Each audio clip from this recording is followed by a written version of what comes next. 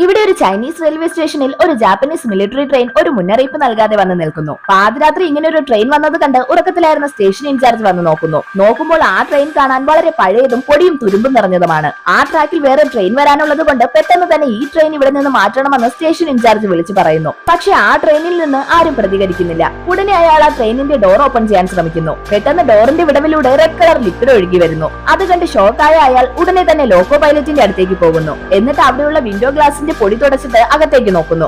അകത്തേക്ക് നോക്കി അയാൾ ഷോക്കാവുന്നു. കാരണം ആ ട്രെയിനിലെ ലോക്കോ പൈലറ്റ് മരിച്ചിരിക്കുകയാണ്. ആ ട്രെയിൻ തനിയെയാണ് ഈ സ്റ്റേഷനിൽ വന്ന് നിന്നിരിക്കുന്നത്. പിറ്റേന്ന് രാവിലെ തന്നെ സീനിയർ ഓഫീസേഴ്സ് അവിടേക്ക് വരുന്നു. അവർ ട്രെയിനിന്റെ ഡോർ കട്ട് ചെയ്ത് അകത്തേക്ക് കയറുന്നു. നോക്കുമ്പോൾ അതിനകത്ത് ഒത്തിരി ആളുകൾ മരിച്ചു കിടക്കുകയാണ്. അത് കണ്ട ഓഫീസർ ഇതിലെന്തോ പ്രശ്നമുണ്ടെന്ന് മനസ്സിലാക്കി ഒരു പ്രീസ്റ്റിനെ കൂട്ടിക്കൊണ്ടുവരാൻ പറയുന്നു. അവിടേക്ക് വന്ന പ്രീസ്റ്റിന് ആ ട്രെയിനിൽ തൊട്ടപ്പോൾ തന്നെ എന്തോ ഒരു മോശമായ കാര്യം സംഭവിക്കാൻ പോവുകയാണെന്ന് മനസ്സിലാവുന്നു. അതുപോലെ തന്നെ ആ ട്രെയിനിനകത്ത് ഡെഡ് ബോഡീസ് മാത്രമല്ല ഉണ്ടായിരുന്നത്, കുറേയധികം സാധാരണ ശവപ്പെട്ടികളും അവരുടെ മാസ്റ്ററിന്റേതെന്ന് തോന്നിപ്പിക്കുന്ന ഒരു വലിയ ശവപ്പെട്ടിയുമുണ്ട്.